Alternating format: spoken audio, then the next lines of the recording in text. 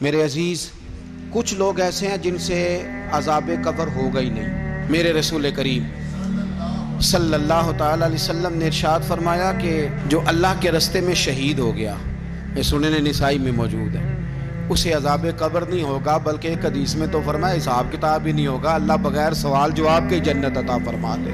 کچھ لوگوں کو لوگوں کی بخشش پہ بھی مسئلہ ہی بنتا ہے کہ کوئی بخشا نہ جائے۔ اور ایک صاحب کہہ رہے تھے جی یہ کیا معاملہ ہے کہ جمعے کو بندہ مر گیا یا فلانا ہو گیا تو اس سے حساب کتاب نہیں ہوگا، اتنے بڑے جرم لوگوں نے کی، اتنے پاپ، اور جمعے کو مر گیا تو بخشا جائے گا۔ تو میں نے کہا جرموں کا بھی اسے حساب اللہ لے لے گا، لیکن میاں حساب کتاب کی ڈیوٹی نہ اللہ کی ہے تو بہتر یہ ہے کہ اسی کے ہاتھ میں رہے، تو نا اپنے ہاتھ میں لینے کی کوشش کر۔ سنن ترمذی کی حدیث۔ ہمیں پتہ نہیں کیا مصیبت ہے، ہمیں پتہ نہیں کیا مسئلہ ہے۔ ایک جنازے سے میں نکلا، آپ یقین کریں کبھی کبھی کلیجہ پھٹ جاتا ہے۔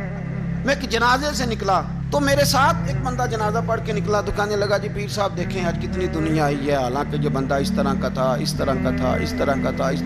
میں نے اسے کہا یار تجھے تو فکر ہی لگ گئی ہے کہیں جنت میں چلا ہی نہ جائے، تو اس طرح کرنا جنت کے دروازے کے سامنے کھڑے ہو جانا ڈنڈا لے کے کہ میں نے نہیں جانے دینا۔ شرم آنی چاہیے ہمیں۔ اللہ فرماتے ہیں جنت اتنی چوڑی ہے جتنے زمین و آسمان، اس کی چوڑائی زمین اور آسمان کے برابر ہے، تو ہم تو اپنے علاوہ کسی کو جانے نہیں دینا چاہتے جنت میں۔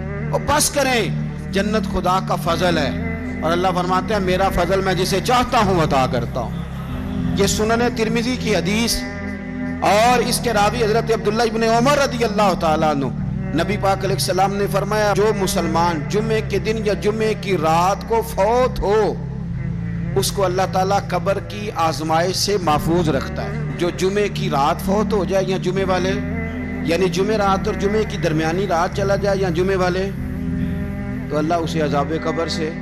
تو میرے عزیز، جو بندہ شہید ہو اس سے عذاب قبر نہیں ہوتا، جو آدمی جمعے کے دن یا جمعے کی رات چلا جائے اسے بھی عذاب قبر نہیں ہوتا۔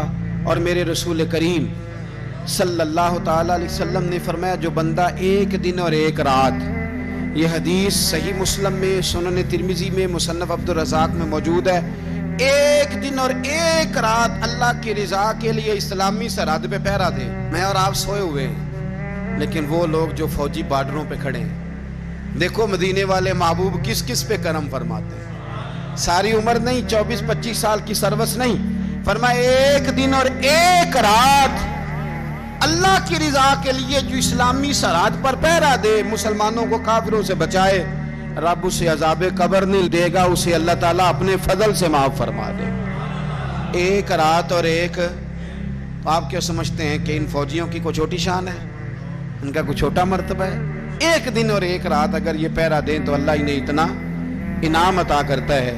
اسی طرح سن لو، یہ ذرا غور سے سننا، ابن ماجہ کی حدیث، اور اس کے علاوہ مسند ابو یعلا میں موجود حدیث کے راوی حضرت ابو ہریرہ رضی اللہ تعالی عنہ، حضور صلی اللہ تعالی علیہ وسلم نے فرمایا جو شخص بیماری سے فوت ہوا، قربان جاؤں میرے محبوب نے بیماری کا نام ہی نہیں لیا، فرمایا کوئی بھی بیماری ہو، فرمایا جو آدمی بیماری سے فوت ہوا اللہ اسے شہادت کی موت عطا فرمائے گا، اور وہ عذاب قبر سے اور قبر کے امتحان سے بھی محفوظ رہے گا، اور حضور فرماتے ہیں اس کو صبح اور شام جنت کے باغوں میں سے رزق دیا جائے گا۔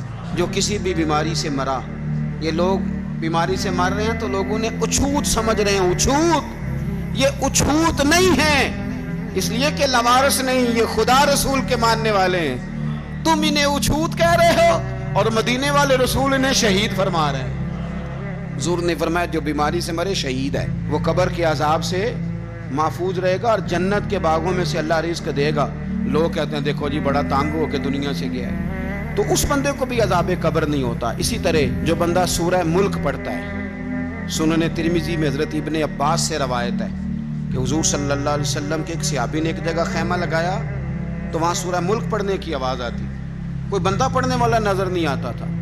جب حضور کی بارگاہ میں عرض کیا تو فرمایا وہاں قبر تھی، اور قبر کے اندر بیٹھ کے میرا صحابی سورہ ملک کی تلاوت کر رہا ہے۔ اگر ہمیں خسرہ نمبر یاد ہو جاتا ہے نا اپنی جگہ کا، اور ہمیں پتہ ہوتا ہے کہ میرے والا حصہ کتنے کروڑ کا ہے، اگر ساری کہانیاں ہمیں یاد ہوتی ہیں تو سورہ ملک بھی ہمیں یاد ہو سکتی ہے۔